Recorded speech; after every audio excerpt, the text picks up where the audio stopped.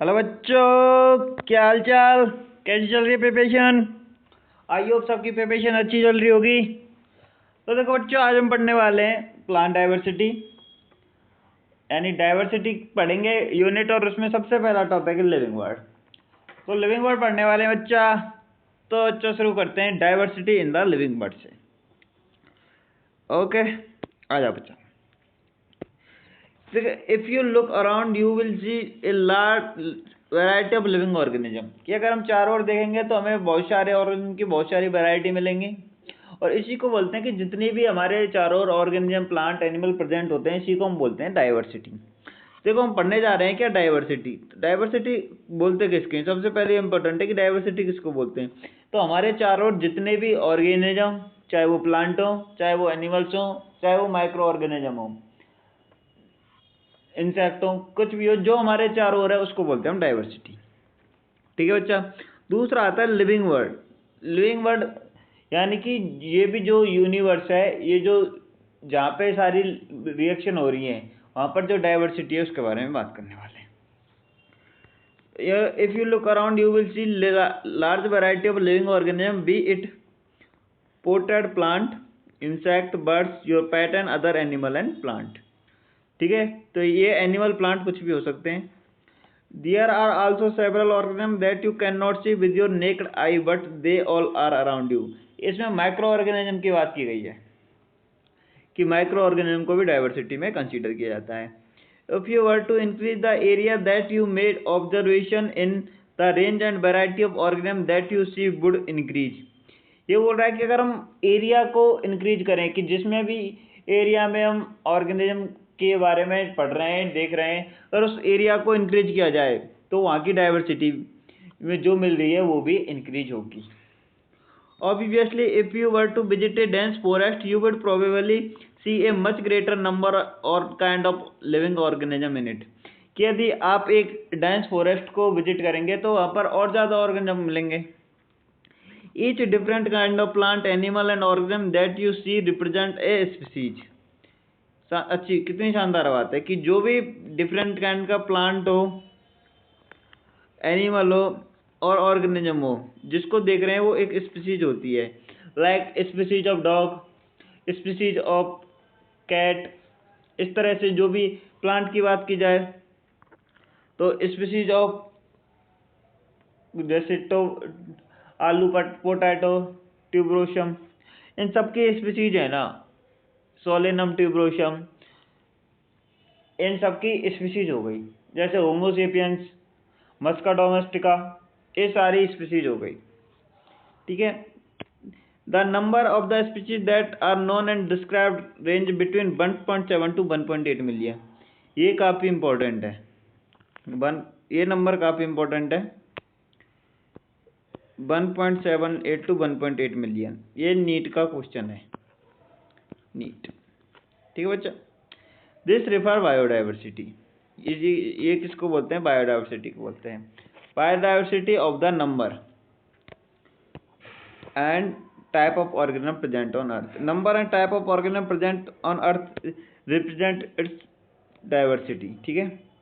We would remember here that as we explore new area and even old ones, new organisms are continuously being identified. कि यदि हम area को explore करें और अगर area बढ़ाएं या फिर उसी एरिया को दोबारा एक्सप्लोर करें तो हमें हर बार डिफरेंट डाइवर्सिटी देखने को मिलेगी। As stated earlier, there are millions of plant and animals in the world. कि स्टार्टिंग में प्लांट और एनिमल्स बहुत ज़्यादा थे जब हमने स्टार्ट किया था, मतलब जब हमने देखो स्टार्ट किया था, मतलब जब हमने स्टडी स्टार्ट की थी तो बहुत सारे प्लांट और एनिमल थे। We know the plant and animal in our area by their local name. और जो भी प्लांट और एनिमल हैं हम उनको अपने लोकल एरिया में लोकल नाम से जानते हैं।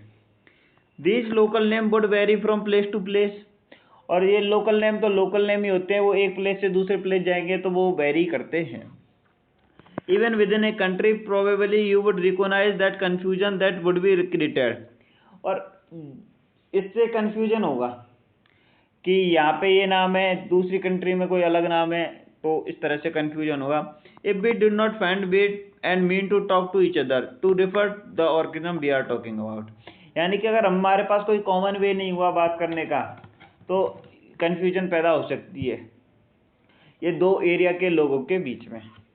Hence there is a need to standardize the naming of living organism।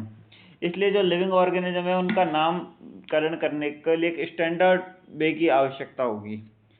Such that a particular organism known by the same name on over the world। और इससे क्या फ़ायदा होगा? इससे ये फ़ायदा होगा कि जो भी ऑर्गेनिज्म है वो पूरे संसार में, पूरे वर्ल्ड में सिर्फ एक ही नाम से जाना जाएगा। This process is called nomenclature. और इस प्रोसेस को बोलते हैं हम नोमेनक्लेचर, यानी कि किसी भी स्पीसीज को एक ऐसा नाम देना जिससे वो पूरे संसार में उसी नाम से जाना जाए। Obviously nomenclature or the naming is only possible when the organism is described correctly। और देखो nomenclature कब पॉसिबल है कि आप किसी आदमी को कब नाम से जान सकते हैं, जब आप उसको अच्छी तरह पहचान लें। ठीक है, जैसे एक भीड़ हो गई, उसमें आपका कोई पर्टिकुलर दोस्त है तो आप उसको उस तभी नाम से बुला सकते हैं जब आप उसको अच्छी तरह से पहचानते हो। तो वही बात है। And we know to what organism the name is attached to, this is identification. यानी नोमेनक्लेचर से पहले हमको आइडेंटिफाई करना आना चाहिए प्लांट को अच्छी तरह से। ठीक है, in order to facilitate the study number of scientist have established procedure to assign a different name to each known organism. This is in order to facilitate the, तो इन्होंने दो नोमेनक्लेचर के लिए कुछ नियम दिए थे जिससे कि स्टैंडर्ड नोमेनक्लेचर हो जाए। This is acceptable to biologist all over the world. और ये जो भी नियम है वो बायोलॉजिस्ट के द्वारा पूरे संसार में एक्सेप्ट किए गए हैं। For plant scientific names are based on aggregate principle and criteria which are provided in international code for botanical nomenclature. जो प्लांट के लिए ICBN international code of botanical nomenclature के द्वारा नाम दिए जाते हैं। You may ask how are animal named. Animal taxonomist have evolved international code of zoological nomenclature. और एनिमल्स के लिए ICZN के द्वारा नाम दिए जाते हैं। ICZN का पूरा नाम international code of zoological nomenclature. The scientific name ensure that each organism has only one name. और इससे क्या होता है कि ये क्या इंश्योर करते हैं कि हर ऑर्गेनिज्म का केवल एक नाम हो। Description of any organism should enable to people to arrive at the same नाम in any part of the world.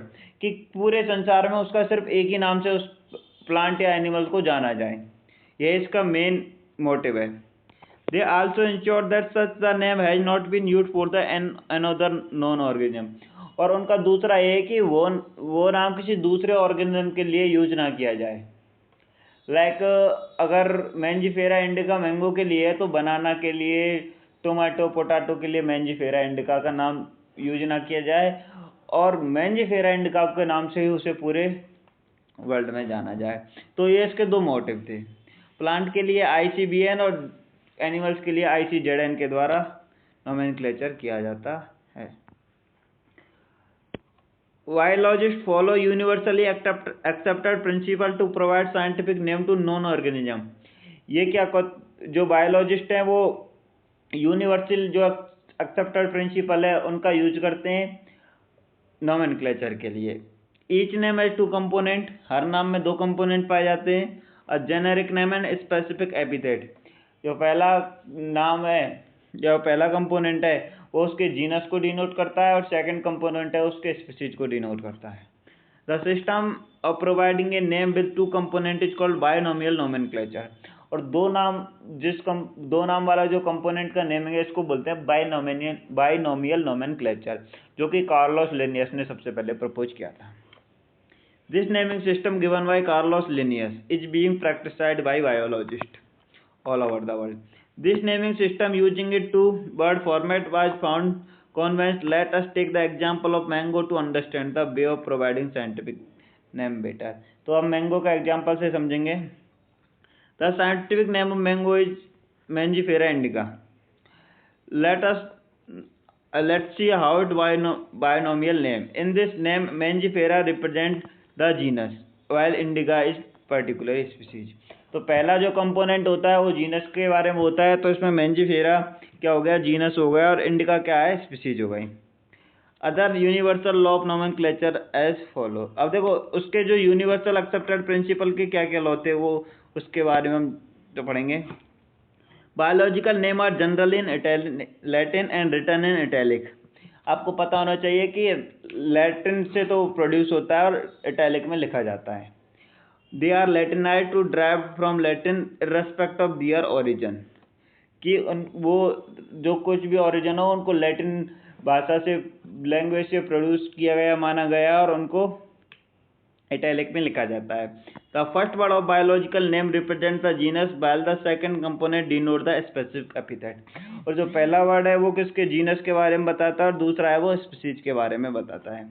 Both the words in biological name when handwritten are separately underlined or printed in italic to indicate their Latin origin।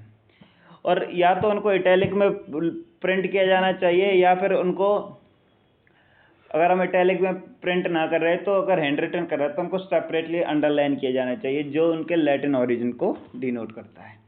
इसके अलावा उन्होंने बताया था, इसका fourth rule ये है कि जो भी फर्स्ट कंपोनेंट इस जीनस का होता है वो कैपिटल लेटर में लिखा जाता है, यानी जीनस का जो फर्स्ट लेटर होता है वो कैपिटल होता है और स्पीसीज का जो फर्स्ट लेटर होता है वो स्मॉल होता है। The first word denoting genus start with capital letter while the species epithet start with a small letter। It can be illustrated when the example of Mangifera indica। देखो Mangifera का M capital है और indica का I small है, ठीक है। Naming of the author appear after a specific epithet, कि जो नेमिंग है वो स्पेसिफिक एपिथेट, ऑथर का नेम लिखा जाता है एब्रीगेट फॉर्म में। At the end of the biological name written abbreviated form, example Mangifera indica Linn, ठीक है। यानी एब्रीवेटेड फॉर्म में, यानी कि बहुत स्मॉल शॉर्ट करके नाम लिखा जाता है। It indicate the species was first by linear. Okay बच्चा, तो यहाँ से आगे पढ़ेंगे हम नेक्स्ट सेशन में। अब तक के लिए हमने पढ़ लिया कि नोमेनक्लेचर क्या होता है, बायोडाइवर्सिटी क्या होती है, और आइडेंटिफिकेशन कैसे करते हैं, और नोमेनक्लेचर के लिए कौन कौन से रूल हैं, और हमने एग्जाम्पल से सारी चीज़ें पढ़ ली हैं। तो अगले एपिसोड में पढ़ेंगे हम आगे की चीज़ें। तब तक पढ़ते रहिए। I hope you like the session, और चैनल को सब्सक्राइब कर लेना यार, लाइक कर देना, बाकी पढ़ते रहो, मस्त तरीके से प्रिपरेशन करते रहो।